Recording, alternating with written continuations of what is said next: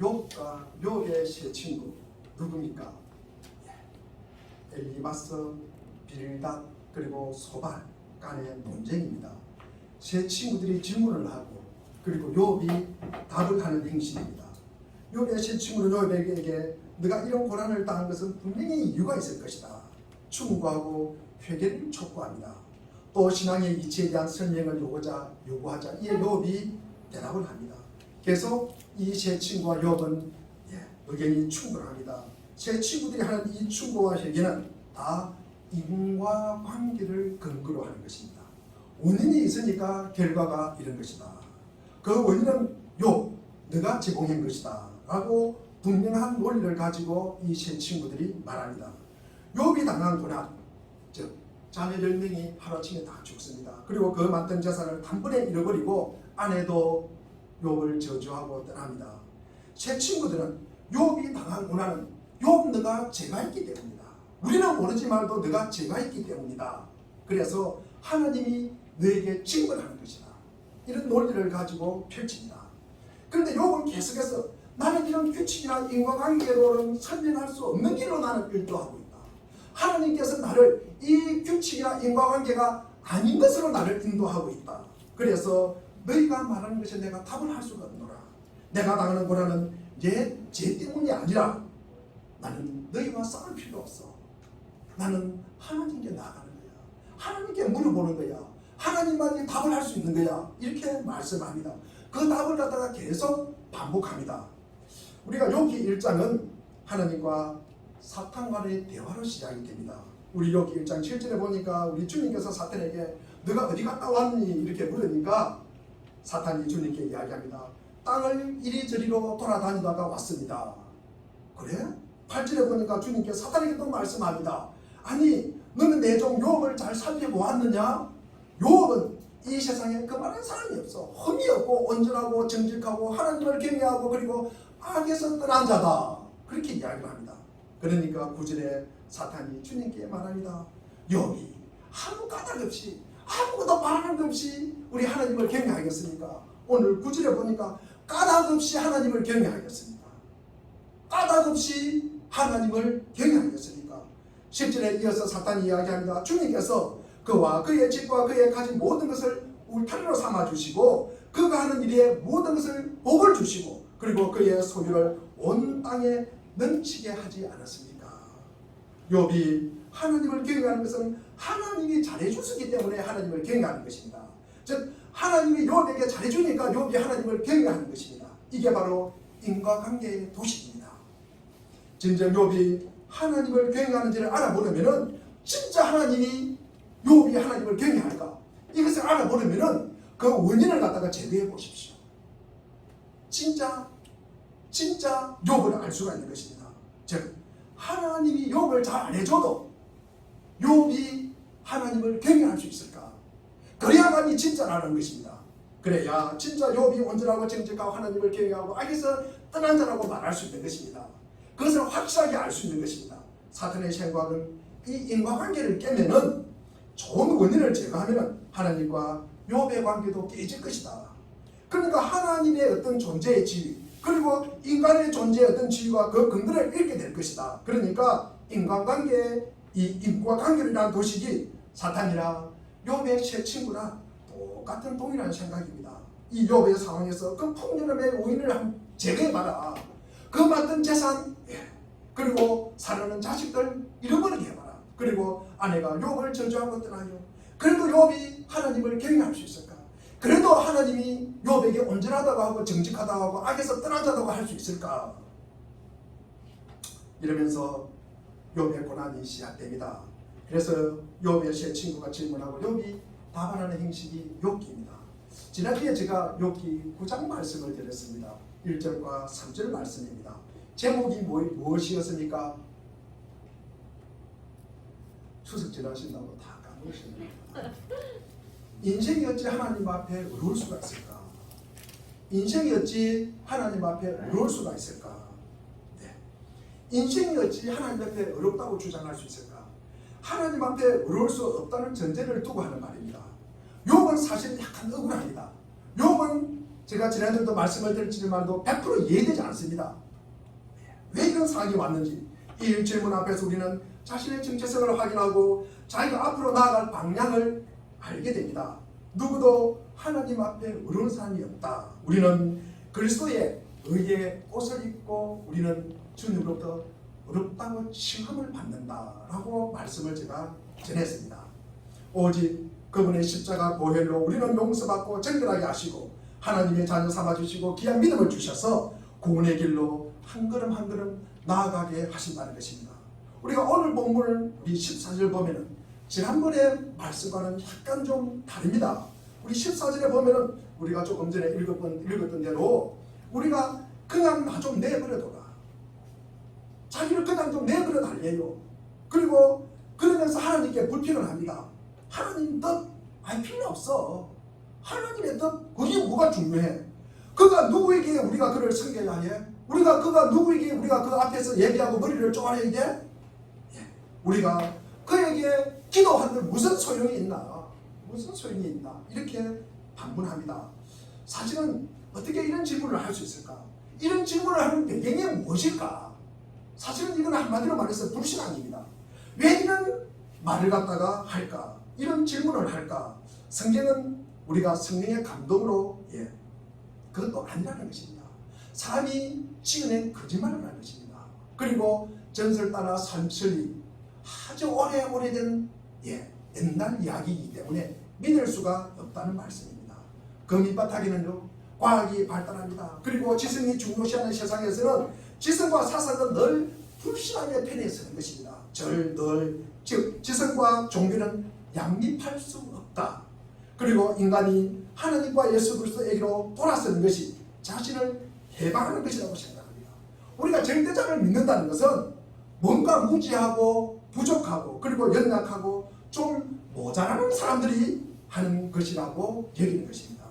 좋은 계절에 산으로 들로 뻘긋한 옷 입고 참으로 아침으로 제가 올 때 보니까 가더라고요. 배낭 조그만한 거 내고 내 발 딛는 곳 가는 곳 내가 이렇게 하는 것이 자유라고 아마 그 사람들은 생각할 것입니다. 우리가 하나님께 호각기 가지고 하나님의 사냥개에 물린 것처럼 족쇄에 매여 사는 자들을 우리는 불행하다고 이야기합니다. 세상 사람들은 그렇게 이야기해요. 세상에 너무나 좋은 거 많은데 세상에 너무나 좋은 것이 많은데 왜 너희들은 하나님의 코에 끼어 가지고 그렇게 불행하게 살아가느냐. 모든 세계에서 하나님에게로 돌아서는 것, 하나님을 거부하는 것을 그들은 해방이라고 이야기합니다. 그렇다면 이런 사람들을 갖다가 우리는 어떻게 설명할 수 있을까? 이런 사람들 니코틴에 이끌려서 살아가는 사람이 있어요. 그리고 더하여 알코올에 이끌려서 살아가는 사람이 있습니다. 쾌락에 따라 움직이는 사람이 있어요. 유혹과 음란에 정신을 못 차리는 사람이 있어요. 재산에 따라 그의 삶이 좌지우지되는 사람이 있어요. 시기와 질투에 빠지는 사람이 있습니다.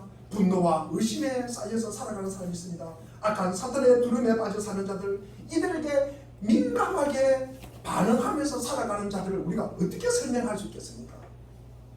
지난 금요일이었습니다. 11시 밤 11시 반쯤이었습니다. 비가 엄청 쏟아졌습니다. 만수역 사거리에 만수역 근방에 제가 지나가고 있었습니다. 거기는 왕복 6차선 도로입니다. 그런데 2차선 도로에 뭐가 검은 게 있어요. 그래서 저는 아마 바람이 많이 부니까 우산이 디비지 가지고 아마 우산이 거기에 가 있을 것이다. 그런데 바람이 많이 부는 것을 보면은 아마 우산이 아닌 것 같다는 생각이 제가 얼핏 들었습니다. 제가 차를 거기로 운행하고 있었습니다. 그래서 제가 그 앞에서 멈추었습니다. 그래서 헤드라이트를 켜고 빵빵거렸습니다. 그래서 자세히 보니까 뭐가 움직여요. 제가 갔더라면 어떻게 됐겠습니까? 아마 술이 취해가지고 정신없이 거기에 누워 자던 사람이었습니다. 우리가 자유해방하지만도 제가 어린 시절을 생각하면요, 제가 어느 곳에 옷도 제대로 못 박았습니다. 이사를 갔다가 어떻게 제대로 합니까? 그리고 장례식도 잘 못 갑니다. 갔다 오면 뭐 합니까? 늘 우리 할머니가 소금을 뿌려요. 그리고 산소에 삽, 흙으로 삽 하나 떠가지고 어떻게 할 수가 없습니다. 절대 고칠 수가 없습니다. 날마다 해야 돼요. 떡을 해야 돼요. 그리고 산에 있는 산신령에게 비르고 산소에 손을 조금 대곤 합니다. 제가 어릴 때 그렇게 살았습니다. 이런 자들은 아마 전능자가 누굴까? 하나님의 뜻을 알 필요 없어. 그가 누구에게 우리가 그를 섬겨야 해? 그에게 기도한들 무슨 소용이 있을까? 이런 질문을 분명히 하게 될 것입니다. 지난주에 제가 질문한 것은 우리가 더욱더 하나님을 알아가고 그리고 하나님을 가까이 하는 질문이라면 오늘 질문은 우리가 잘못된 질문을 하는 것입니다. 하나님께 멀어지고 하나님께 돌아서는 질문입니다. 그래서 우리는 질문을 잘 하셔야 합니다. 질문을 하면서 나는 어떤 전제를 깔고 있는가? 우리가 늘 질문을 할 때는 그게 전제가 깔려 있습니다. 그 전제를 두고 우리는 질문을 하게 되는 것입니다. 그게 중요한 것입니다. 지난주에 어찌 인생이 하나님 앞에 어려울 수가 있을까? 이것은 뭡니까? 어려운 자가 하나님 앞에 없다는 것 전제를 깔고 하는 질문입니다. 오늘 본문인 우리 전능자가 누굴까? 우리가 하나님도 하나님의 뜻도 알 필요가 없다. 뭐하러 우리가 하나님께 예배하고 섬기며 기도하는 무슨 소용이 있을까? 이런 생각을 하는 배경을 깔고 있는 그 밑바탕이 무엇입니까? 그 불신앙이 바탕이 무엇일까? 제가 첫째로 이 불신앙, 그러니까 하나님을 떠나는 자들은 눈에 보이는 것만을 우리가 전부라고 판단하기 때문입니다. 우리가 욥기 21장 오늘 본문 앞절에 7절을 우리가 한번 읽어보겠습니다. 7절입니다. 시작. 어찌하여 하나님이 생존하고 장수하며 생이 강하냐. 경건한 사람이 고생을 해요. 그런데 경건하지 않는 사람이 번성합니다. 잘 됩니다. 입에 얼굴에 기름기가 줄줄 흐릅니다. 왜 그럴까? 왜 그럴까? 하나님이 계시다면은 아마 그분이 무력한 존재이거나 그분이 무력한 존재가 아니라면 그분은 불공평한 분이시다. 그렇게 우리는 말할 수 있을 것입니다. 하나님을 무시하고 잘 풀리는 사람, 하나님을 무시하기도 성공하는 사람이 있습니다. 하나님께 예배하고 순종해야 할 이유가 어디 있습니까? 하나님을 떠나가는 것이 성공이라고 얘기하는 것입니다. 우리가 그분에게 기도한들 무슨 소용이 있을까? 불신앙들의 소리입니다. 욥 시대도 그랬고 지금도 마찬가지입니다. 세상은 보이는 것보다 보이지 않는 것이 훨씬 많다는 사실입니다. 보이는 것만으로 우리가 인과관계를 갖다가 파악을 하니까 이해가 안 되는 거예요. 이해가 안 되는 것입니다. 코로나19 균이 보입니까? 보이지 않는 우리 균을 가지고 이 세상이 들썩하는 것입니다. 무서워서 꼼짝을 못하는 거예요. 이런 일이 있습니까? 어느 분이 그래요. 코로나19 균을 갖다가 다 모으면 한 번 몇 그램 정도 될까? 얼마 안 됩니다. 얼마 안 되는 거예요. 그래도 있으니까 무게는 나을 것 아닙니까? 보이지 않지만도 무게가 있을 거 아닙니까? 너무나 미미한 구람이에요. 그런데 보이지 않는 것 때문에 우리는 목숨이 왔다 갔다 합니다. 오늘날 사람들은 기독교를 대적하고 무시하고 거절합니다. 만일 하나님이 계시다면, 하나님이 사랑이시라면 어떻게 이 땅에 있도록 끔찍한 일이 일어나도록 내버려 두실 수 있단 말인가? 어떻게 이렇게 천재집이 일어나고 어린 나이에 죽음으로 몰고 가는 잔혹함을 허락하실까? 그러니 여전히 같은 결론입니다. 인간이 하나님을 믿든 믿지 않든 상관없다. 그것은 인생에 아무 영향을 미치지 못하는 것이다. 그러니 뭐하러 신앙을 가지겠습니까? 두 번째로 이 불신앙, 그러니까 하나님을 떠나는 사람들은 인간의 지성으로, 그러니까 내 머리로 하나님과 그분의 길을 갖다가 반드시 이해되어야 한다고 생각하는 것입니다. 전능자가 누구냐? 그가 누구에게 우리가 그분에게 섬기는 것이냐? 그분이 누구에게 우리가 기도하는 무슨 소용이 있냐? 이런 질문의 배경에는 하나님과 그분의 길은 인간의 지성으로 이해가 되어야 되는 것입니다. 우리 자신들의 생각과 그리고 일치해야 한다는 이 전제가 깔려있는 것입니다. 그런 다음에 하나님께서 자기들이 해야 한다고 생각하는 것을 하지 않을 때 우리 하나님은 아마 이것을 해야 될 거야. 그런데 그 하나님 그걸 안 해요. 그럼 내 생각과 달라요. 그러면 하나님이 없다고 이야기하는 것입니다. 하나님이 존재한다 해도 별로 능력이 없는 분이라고 생각하는 것입니다. 그리고 어느 쪽이 되든 하나님은 우리 인생에 영향을 끼치는 거 없어. 우리가 그분에게 순종하든 순종하지 않든 아무 상관이 없다는 결론에 이르게 됩니다. 하나님은 스스로 자신을 숨기신다고 했습니다. 하나님은 왜 그렇게 하실까? 하나님의 침묵과 불간섭이라는 이유로 이것이 그분이 무능하다, 그분이 부존재하다라고 생각하는 것입니다. 우리가 구름에 가려 보이지 않는다 해서 피할 게 없습니까? 그렇습니까? 그런가 보네. 대답이 없으시네. 어떻게 하나님이 오래 참으시는 분을 보고 그분을 우리가 무능하다고 할 수 있습니까? 우리 하나님의 지혜, 우리 하나님의 지혜를 말씀하시면서 우리 하나님이 너무나 나약하다, 우리가 이런 말씀을 어떻게 할 수 있습니까? 내 머리로 이해되지 않으면 우리가 보통 이렇게 이야기합니다. 하나님이 없구나, 하나님이 없구나. 사실 이 인과관계의 틀 속에서 우리가 벗어나 있을 경우 우리가 하는 말은 대체로 우리가 이해되지 않는다, 이해되지 않는다. 그래서 우리는 이해되는 것만 우리가 행동을 하려고 합니다. 세 번째로 우리가 하나님을 떠나는 이 불신앙을 보면은 하나님이 이러한 저러한 것들을 하셔야 하는데 일정한 방식에 따라서 하나님이 행동을 해야 된다는 것입니다.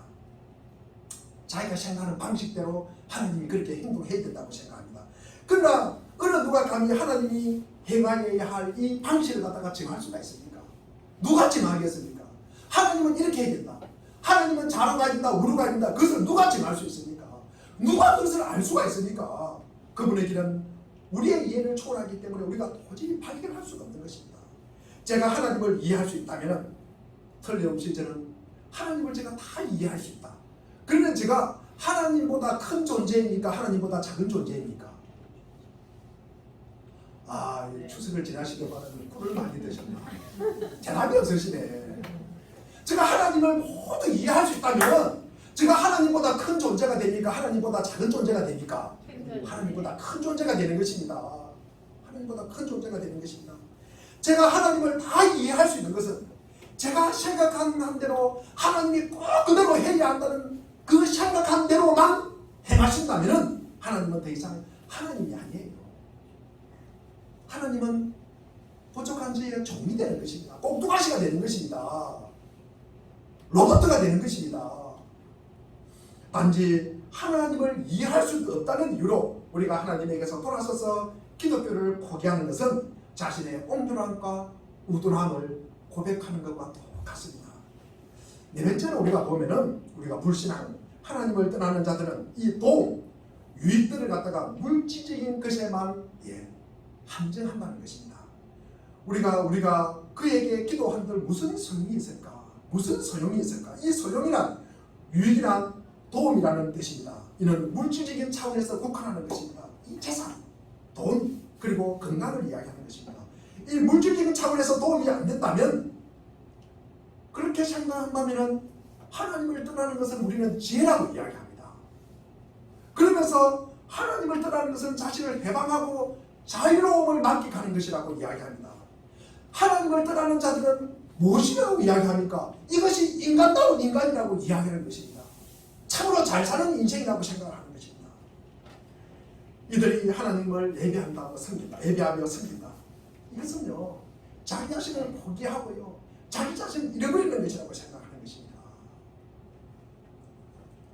이들은 욥 시대 사람에게만 해당되는 것입니까? 그들이 하나님과 예수에게서 돌아설 때 그들은 무엇에 몰두합니까? 하나님을 떠나요. 하나님을 떠나면은요, 그리고 하나님을 돌아설 때 그들은 어디로 갑니까? 무엇합니까? 어디에 몰두합니까? 그들의 탐내고 만족하는 것은 과연 무엇입니까? 지금도 동일합니다. 물질적인 부여와 안락과 쾌락입니다. 오늘날 많은 사람들이 생각하는 이상적인 삶이란 무엇입니까? 걱정하지 않아도 될 만큼 충분한 돈을 소유한 삶, 일하지 않아도 될 만큼 많은 돈을 소유하는 삶, 이 시대의 이상적인 삶이란 자신이 원하는 것은 뭐든지 할 수 있을 만큼 풍요롭고 한가한 삶, 그러면서 스포츠와 오락을 즐깁니다. 좋은 집에서 고급 자동차를 탑니다. 별장에 가서 휴식을 취합니다. 자기가 갖고 싶은 시간과 그리고 자기가 가고 싶은 곳에 마음대로 가는 것입니다. 사람들이 우리가 하나님께 기도하는 무슨 소용이 있을까? 물어보는 이유는 뭡니까? 바로 이런 것들이 그들을 만족시켜 주기 때문입니다. 그것이 그들이 말하는 자유이고 해방입니다. 인간 모습의 가장 저급한 부분에만 호소력 있는 삶을 살 수 있는 자유입니다. 육신적인 편안과 안락, 그리고 쾌락과 흥분, 그리고 세상의 박수갈채 이런 것들을 얻기 위해 하나님을 포기하고 섬기지 않는 것입니다. 이것이 바로 그들이 말하는 해방과 자유입니다. 이것은 인간이 하나님과 예수 그리스도라는 족쇄를 끊어버리고 인간이 얻을 수 있는 모든 것이지만 그 안에는 영혼에 관한 것은 아무것도 없습니다. 인간의 고상한 기능도 하나도 없고 인간이 다른 동물과 차이를 일깨워주는 것도 없습니다. 우리의 사랑하는 물견 동산교회 교회 여러분, 여러분은 인생과는 어떻습니까? 인생에 관한 야망을 갖고 있습니까? 여러분의 가장 높은 목표는 무엇입니까? 그리고 여러분의 이상은 무엇입니까? 단순히 돈과 쾌락과 안락으로 측정될 수 있는 것입니까? 동물적이고 그리고 물질적인 것만 관련이 되어 있습니까? 아니면 그 안에 영혼도 포함되어 있습니까? 여러분이 생각하는 이상적인 삶에는 노력을 일깨워주는 것, 지성과 가슴과 그리고 영혼의 노력을 모두 발휘할 수 있는 것이 포함되어 있습니까? 그리고 그런 것들이 필연적으로 따르게 되어 있습니까? 오직 물질적인 것에만 영합하고 우리의 자만심을 키워주며 육체적인 쾌락만 채워줍니다. 이 세상이 이보다 더 거짓되고 어리석은 것이 어디 있습니까? 이보다 우둔하고 품이 없는 것이 어디 있습니까? 바로 이것들이 전능자이신 전능자가 누구이기에 우리가 섬기며 우리가 그에게 기도한들 무슨 소용이 있을까? 이런 질문이 기초하고 있는 전제입니다. 그 바탕에 깔려있는 것입니다. 누군가 아직도 하나님께 우리를 떠나소서 우리가 주의 도리 알기를 절기하지 아니하나이다 라고 부르짖는다면 그들이 이처럼 천박한 삶을 즐기고 있기 때문입니다. 오늘 욥기의 말씀은 우리 로마서 3장과 연결시켜 읽어보면 뜻이 더 명확하고 새롭습니다. 우리 로마서 3장 21절과 22절을 한번 읽어보겠습니다. 시작. 이제 율법에 하나님의 한 의가 나타났으니 율법과 선지자들에게 증거를 하는 것이라. 곧 예수 그리스도를 믿음으로 말미암아 모든 믿는 자에게 미치는 하나님의 의이 자기 영이니라. 이제까지만 22절까지만 우리가 이 말씀을 욥기식으로 우리가 한번 설명하자면은 우리 21절에 이제는 뭐라고 되어 있습니까? 율법 외라고 되어 있습니다. 율법은요 인과관계로 설명을 하는 것입니다.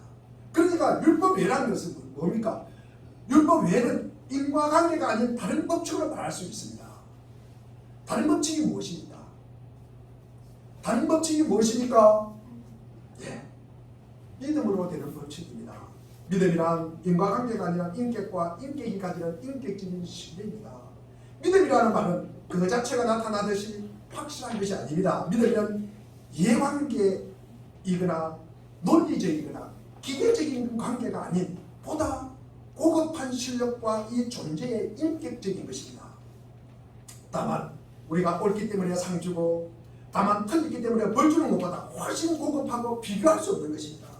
찬송가 중에 이런 가사가 있습니다. 우리 조금 전에 예배 전에 우리 85장을 우리가 불렀습니다. 구주를 생각만 해도 이렇게 좋거든. 구주를 생각만 해도 이렇게 좋거든. 생각만 해도 좋은 것입니다. 그래서 내 기도가 응답하시면이 아니고 나에게 복을 주시면이 아니고 구주를 생각만 해도 하는 이 표현이 참 기가 막힌 표현입니다. 주께서 나에게 베풀어 주신 것이 다만 나의 구원이고 나의 영신이고 나의 축복이라는 기계적인 보상이 아니라 그렇게 해주신 분의 어떤 성품이나 그리고 내용에 관한 전폭적인 한국이 여기에 포함되어 있는 것입니다. 구주만 생각해도 이렇게 좋거든. 주님이 나에게 구원을 베풀어 주시고 나에게 복 안 주시더라도 우리는 구주만 생각해도 이렇게 좋은가. 욥 시대에 살던 경건하지 않는 사람들과 마찬가지로 오늘도 많은 사람들이 이렇게 말합니다.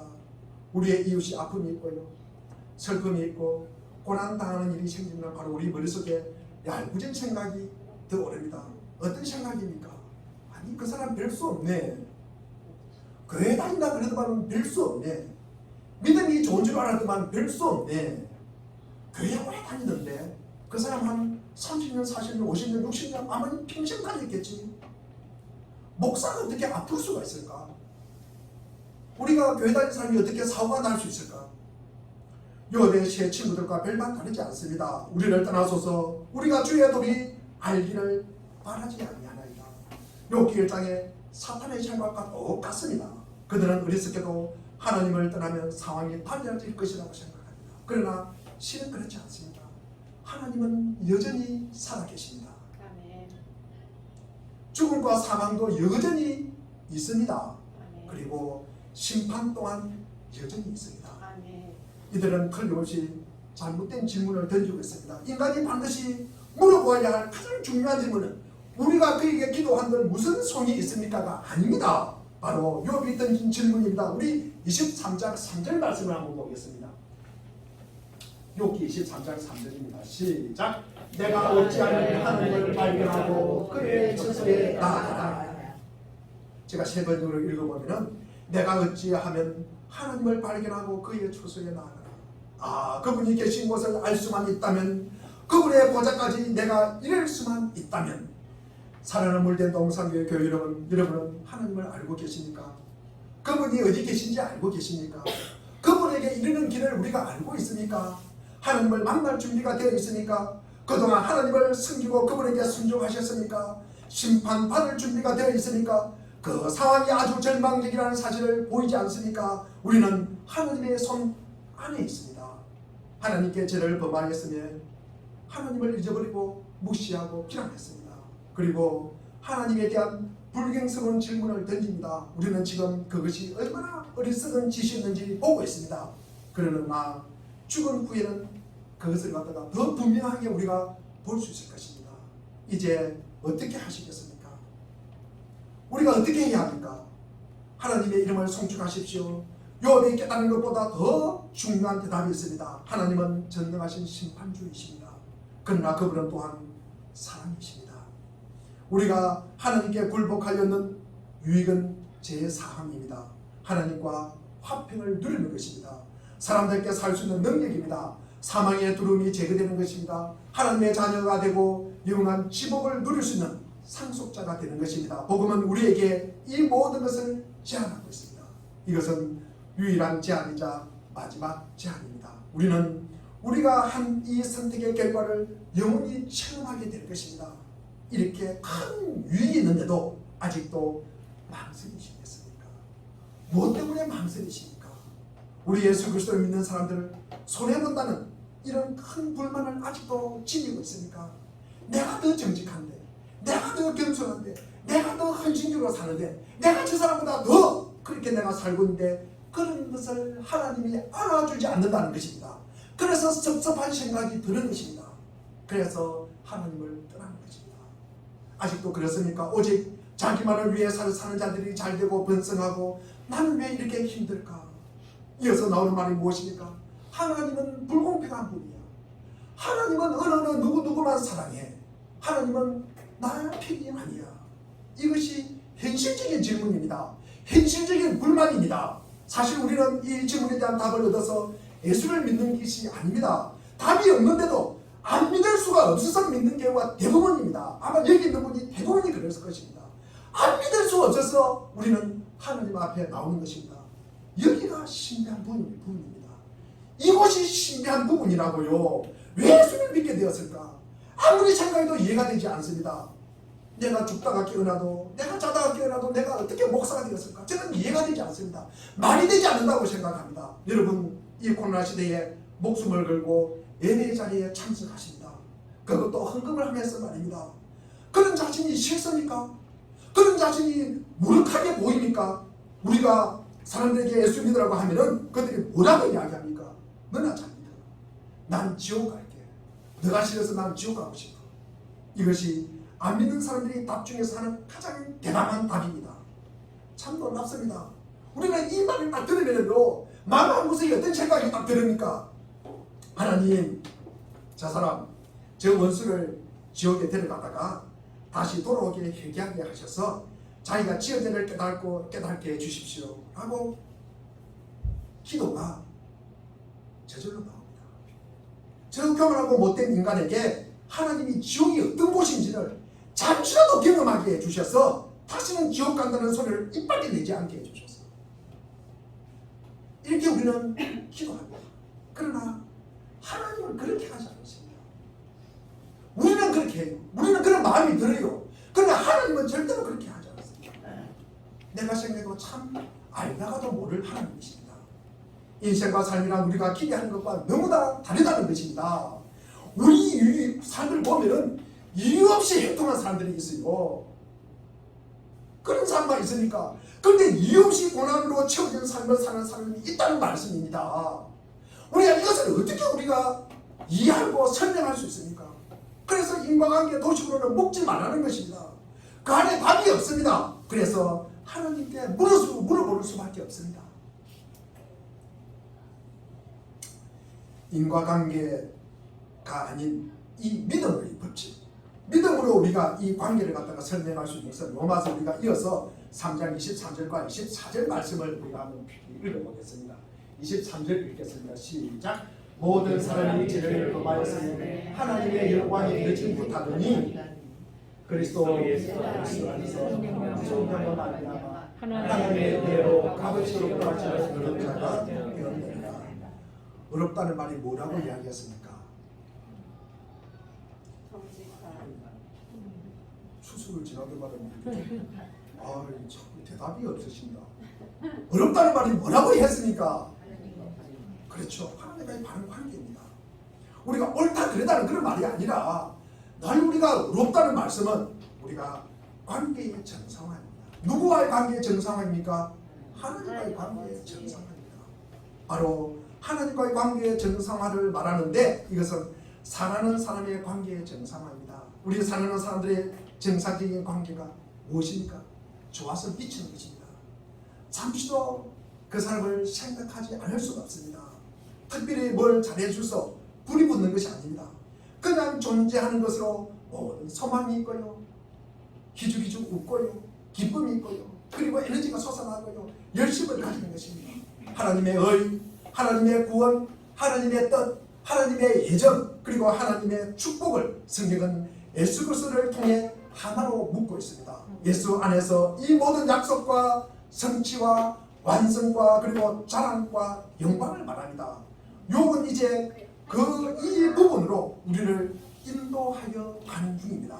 이 고난 속에서 기대하고 자신이 이해했던 원인과 결과의 법칙을 뛰어넘는 하나님의 찾아오심과 요구하심 앞에서 우리는 비명을 지르고 환난 속에 빠지지만 그렇게 해서 인과관계를 비로소 뛰어넘을 수 있게 되는 것입니다.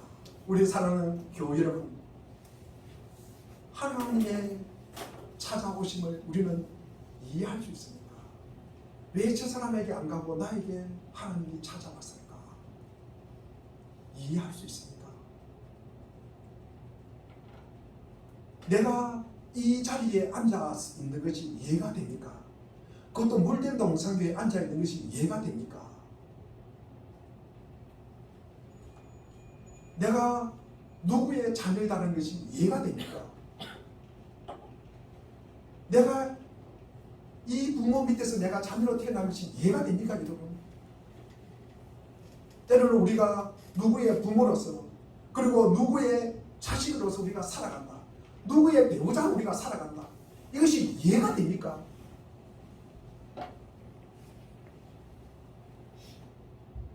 우리가 인과관계로서는 도저히 설명할 수 없는 부분입니다. 그래서 우리가 믿음의 법칙으로 나아가야 되는 것입니다. 우리가 우리 인생에서 왜 고난이 있느냐고 물을 때 바로 이 이유 때문이라고 성경은 말하고 있습니다. 우리 3장 25절 로마서 25절 한번 읽어보겠습니다. 시작.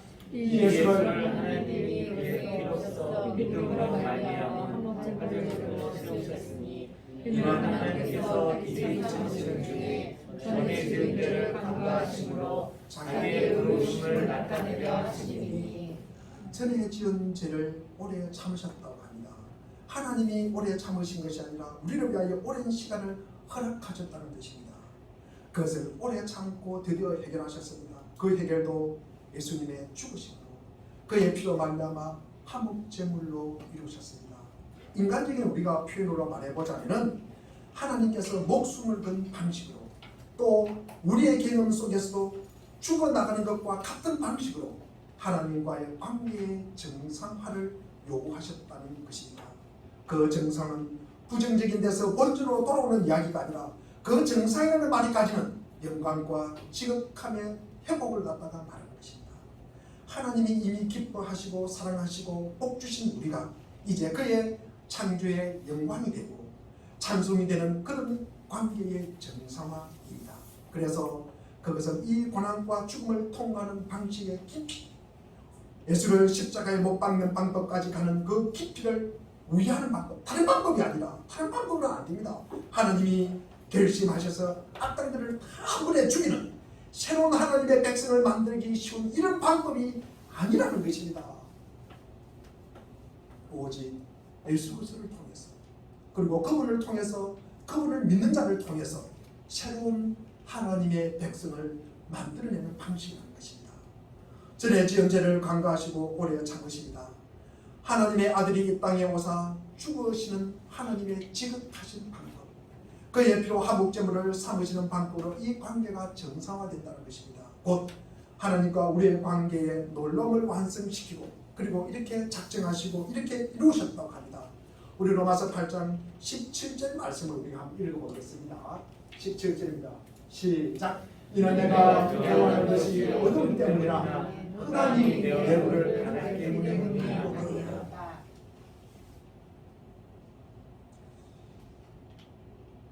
우리가 자녀이면은 또한 상속자고 하나님의 상속자요 그리스도와 함께한 상속자니 우리가 그와 함께 영광을 받기 위하여 고난도 함께 받아야 할 것이다. 우리가 하나님의 상속자가 되는 것은 이 영광은 고난을 통해서만 도달하는 영광이라고 못 받고 있습니다. 쉬운 길로 가는 영광, 만사 행통의 정도로 가는 영광의 길이 아니라는 것입니다. 여기서 기독교 신앙이 참으로 놀라운 부분입니다. 어느 다른 종교가 자기를 경배하고 그 앞에서 나와 도움을 구해야 하는 인간을 위해서 신이 죽습니까? 인간의 손에 신이 어떻게 죽임을 당합니까? 이 방법을 통해서 우리의 하나님 되심을 우리에게 정상화하겠다는 하나님, 그 방법으로만 우리를 하나님의 자녀로 받아들이시겠다는 하나님을 어느 종교가 가지고 있습니다. 이것이 기독교입니다. 예수 그리스도께서 우리를 위하여 고난 당하셨듯이 우리도 이유 없는 고난과 아픔과 슬픔이 찾아옵니다. 그럴지라도 오직 주님께 질문하십시오. 주님만이 해답입니다. 아멘. 주님의 그분의 말씀이 진리이십니다. 아멘. 기도하겠습니다.